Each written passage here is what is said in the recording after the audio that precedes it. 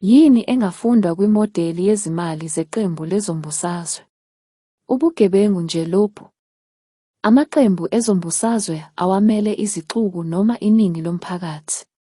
Bamele abaxhasi babo bezimali. Abaxhasi bezimali babanika isibonelelo esithile nokuthatha izinqumo. Kodwa izinqumo zidlula kobona osomabhizinisi kuqala. Kulo Disemba, iNkantolo Yomthethosisekelo yaseKenya imise uhlelo lukamongameli lokuthengisa impahla yombuso. Wayalelwa ukuba athole imvume kubantu bezwe kuqala. Lokho kuyisibonelo yezinkantolo ezibheka izwe nabantu bakhona.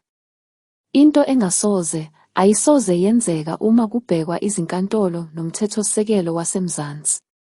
Ngiyazi ukuthi abantu abangamakhaladi namaNdiya bezwa lokho abantu bomdabu abamnyama abasabhekana nakho kusukela ngesikhathi sobandlululo.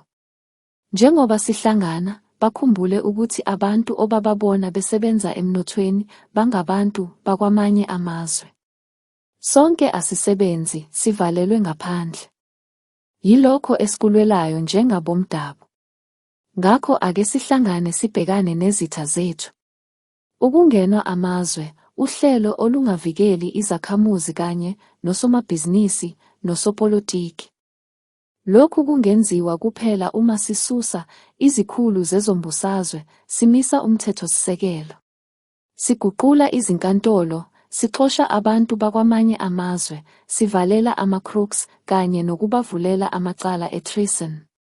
Sibeke izakhamuzi phambili kuko konke esikwenzayo.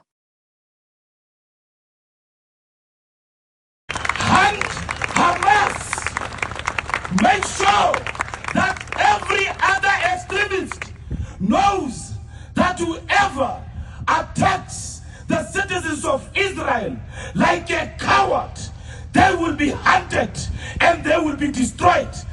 The Patriotic Alliance stands with the state of Israel.